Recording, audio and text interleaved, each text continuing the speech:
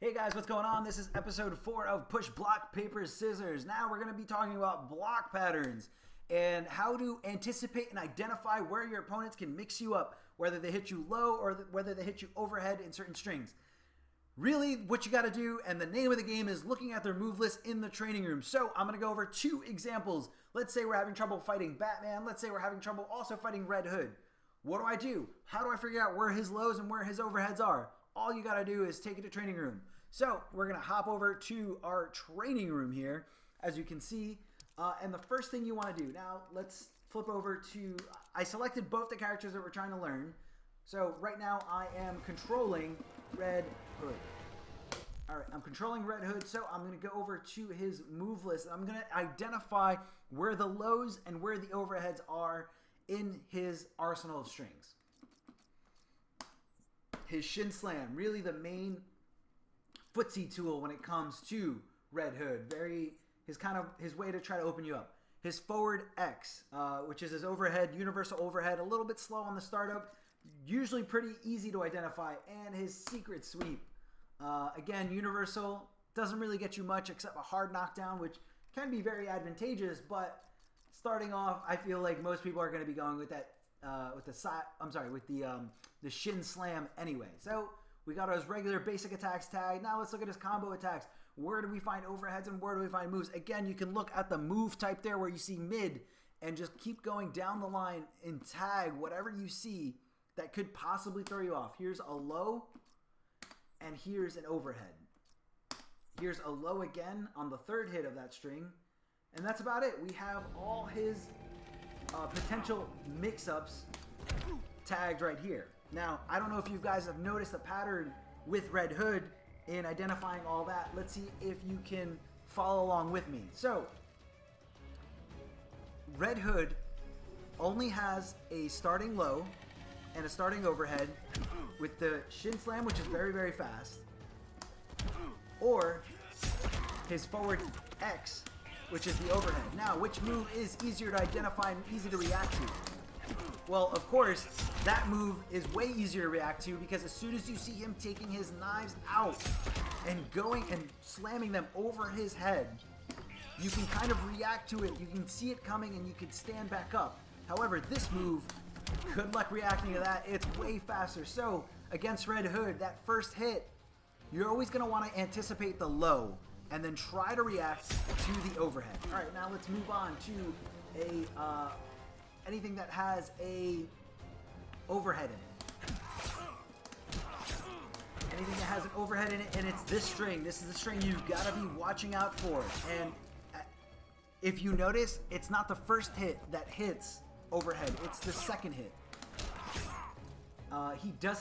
Red Hood does not have anything else that could hit you overhead on the second hit, because we highlighted everything that hits low and hits overhead. The only 2 hitting string here is the overhead. So you never, if he's doing more than 1 hit on you in a single string, you know that the second one's going to be overhead. So now follow along. We already started building the block pattern before. We built it up for that low.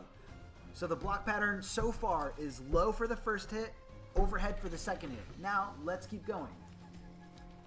He does have a low right there, but it's not on the second hit. It's on the third hit. He also has another low that we highlighted up there in the triangle X. Another outlaw. And again, no overheads or lows in the first 2 hits, but the third hit does have a low. So that concludes our block pattern against Red Hood. The first hit, you always want to block low, anticipating the low right here. However, you do want to cancel that out whenever you see those knives coming out in that forward 3. The forward 3, very slow, very reactable. If you can't react to it, just take it to practice room and, spend a little more time with it. But what we have down right now is the block pattern against Red Hood is low, overhead, low. Do not break away from that until you see those knives coming out and coming down for your head. Alright guys, so what I'm going to do is take you step by step on how to test out this new theory of block pattern that we just developed against Red Hood right before your eyes. Now again, remember the block pattern is low, overhead, low. And here I am. I'm going to anticipate it for you and show you how it works. First thing you want to do is go into practice options, set your reset position either to the left or to the right, and then set the position of player 1 so that the character that you're fighting against, the character you're trying to learn, in this case, Red Hood, we're trying to learn how to block against Red Hood, he's going to have us in the corner. So we go back here and make sure that, yes, that is the case.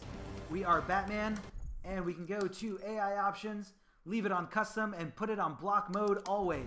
Then go back into the game, make sure that he is blocking lows, he is blocking overheads, he's basically blocking everything. Everything. Now, hit your touchpad to go back to the center of the screen. Whenever you mess this up or go, just want to reset it. Then we go back to AI options again. This time we're going to be going to record up here at the top, enemy type. Now we're controlling Red Hood for a brief period of time to record inputs and animations that we're going to play back later to ourselves and see if we can block them. So what we're going to do is we're going to jump in the corner, neutral jump 2, which is an overhead, and then we're going to do various different strings of the lows and the overheads that we learned in his move list.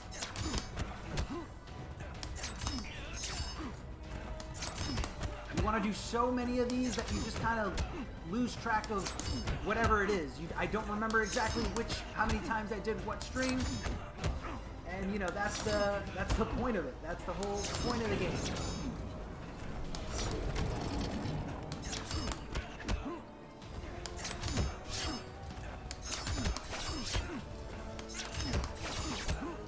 Again, our block pattern is low, overhead, low.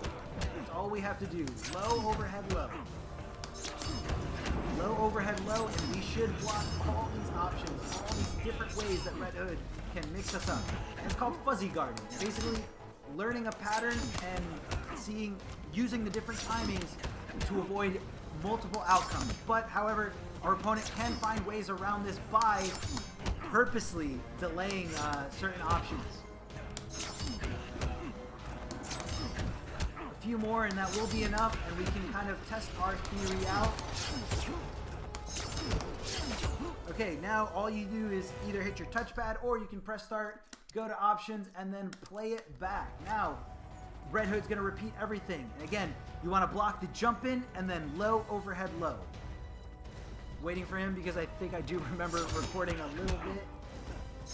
Low, overhead, low. Low, overhead, low. Whoops. Jump in low, overhead, low. Jump in low, overhead, low. Jump in low, overhead, low. Jump in low, overhead, low. Jump in low, overhead, low. It's okay. Jump in low, overhead, low. Jump in low, overhead, low. Jump in low, overhead, low. Jump in low, overhead, low. Jump in low, overhead, low. Jump in low, overhead, low. Jump in low, overhead, low. Jump in low, overhead, low. Jump in low, overhead, low. I'm sorry, it's very repetitive, but I'm just kind of showing you guys how I'm blocking on the stick because sometimes it doesn't reflect on the gameplay. Again, you're going to mess up a few times. That's okay. Practice makes perfect. Again, low, overhead, low. That's all you got to do. Jump in, block the jump in, low, overhead, low. Block the jump in, low, overhead, low. And that's all you got to do to really test out your block theory or test out what you have to actually learn how to react to. It's all about the timing. All right, so we went ahead and tagged everything with Batman just like we did with Red Hood. And what we found out was very similar to Red Hood's block pattern.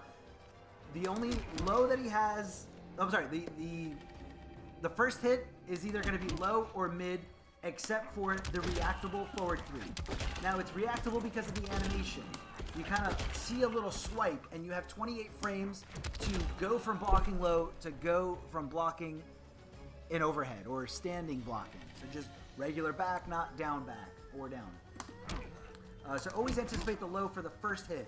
What else we noticed in highlighting all of Batman's overheads and lows is he does not have a second hit in any string hitting you low. The only thing he has as a mix-up is this overhead, and that's the second hit. He doesn't have anything that hits low on the second hit. This hits low and then mid. So the second pattern, or the second step to Batman's block pattern, is overhead. So to anticipate this and to anticipate this, all you have to do is block low for the first hit, overhead for the second hit.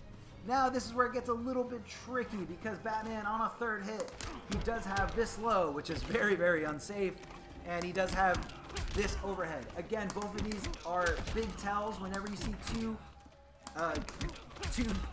two hits to your shin coming out, anticipate that the overhead's coming out. Or whenever you see him spinning around like a ballerina, anticipate the low from coming out.